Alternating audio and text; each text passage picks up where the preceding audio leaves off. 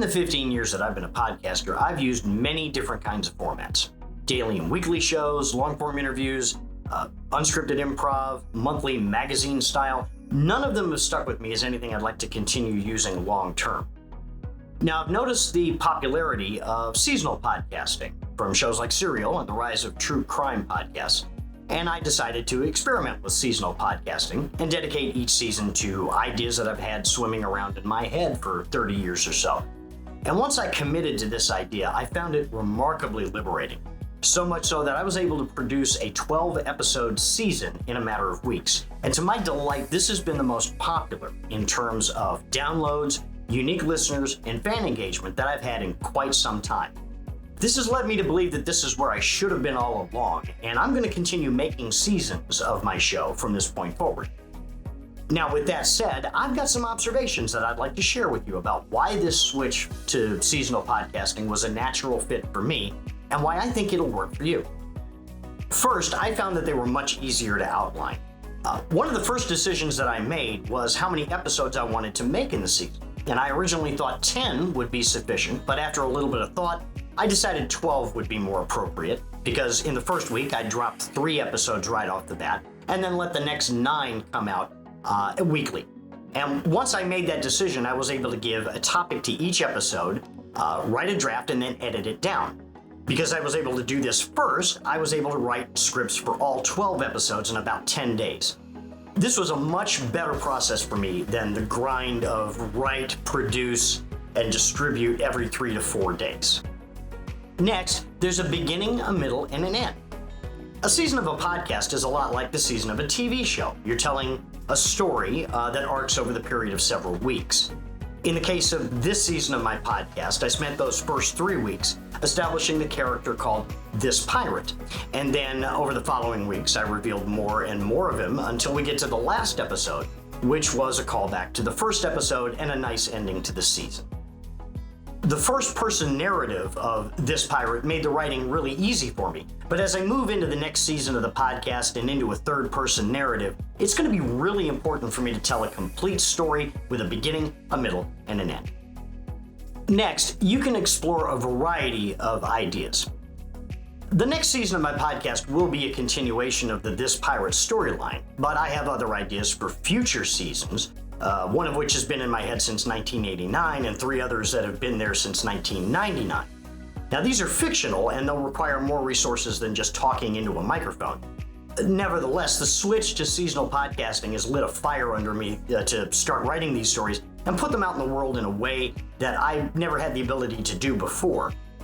Or maybe it's better to say I've never felt as empowered to put these stories out in the world before now. Regardless, I've never felt this positive that I can produce these figments of my imagination as I do right now.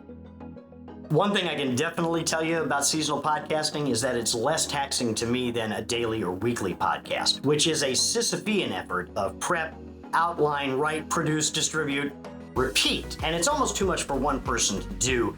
And while I respect anybody who can do it, I just can't. I've tried repeatedly over the years with kids and a job and obligations.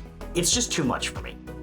Now, while the effort to create a whole season of a podcast in one shot may seem just as much of an effort, it's just for a short time, and once I finish with it, I can move on to the next stuff on my list, like promotion, community building, and I can build in some downtime to get ready for the next season.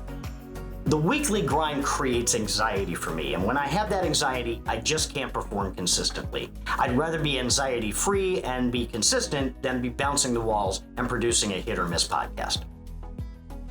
A seasonal podcast can be pre-produced and pre-scheduled. Now, after I wrote the 12-episode season, it took me another 4 days to produce and distribute them. So, from initial idea to distribution, I created about 12 episodes in about 2 weeks. Pre-scheduling those episodes means that I can have a podcast season that's running through July 30th right now. I'm going to add one more episode into the feed out of the pirate character, but I plan to record that a little closer to the end of the season so I can include a bit more behind-the-scenes material. So this podcast will end on August 6th, and by then I hope to have most of the next season produced, and I plan to schedule that to start around Labor Day. The amount of mental bandwidth that gives me and the pressure that it takes off me is absolutely priceless. With a seasonal podcast, consistency is built in. And you've got to be able to maintain consistency in order to keep an audience engaged. After a while, if they can't rely on you to deliver when you say you're going to deliver, they're going to move on to somebody who can. Using this method, consistency is built in. You've guaranteed that there's going to be a podcast dropping next week for the next couple of months while you're working on the next thing. And because it's a season, you can bake the expectation of a hiatus until the next season into the last episode of the current one. As long as you let your listeners know what's happening, they'll be waiting there when you get back. Using this method, I find that promotion is a lot easier. Now let me make this clear, promotion has never been my strong suit. I know they just won't come if you build it, but telling people that I've built it has always made me feel icky. And I despise high-pressure salespeople, and I don't like feeling like one. However, with the reclaimed time that I have using this seasonal method, I can create graphics and stories for my social media accounts, and I can pre-schedule those posts using an app called Buffer. And a bonus to that method is being able to still use my social media accounts to be human, which lets me feel better about the scheduled posts hawking my stuff here. I tend to schedule those posts about 4 hours apart, so those posts are bookends on a sandwich with me being a human being right there in the middle. Finally, let's get to the elephant in the room, which is monetization. One of the upsides of creating an entire season of a podcast all at once is the possibility that you might be able to monetize it. I uploaded my entire season to Patreon and gave early access to those shows for $5 a month, along with access to a subscriber-only podcast and a monthly get-together on Twitch.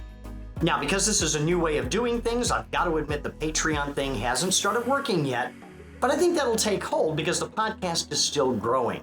If I look at the metrics for my show, I know that I reached the total number of downloads for May on the 14th of June. And if I continue that trajectory, I'll double the number of downloads.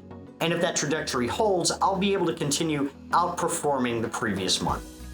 On the subject of unique listeners, I continue to attract new listeners every day, and repeat listeners are returning for the next episode. So I think it's only a matter of time before the subscriber model takes hold and really starts working.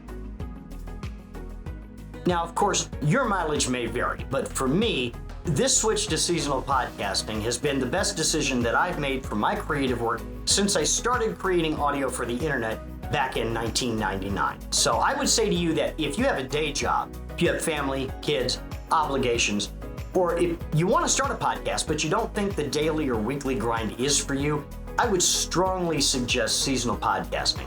I see no better way for me, and I hope that this works for you.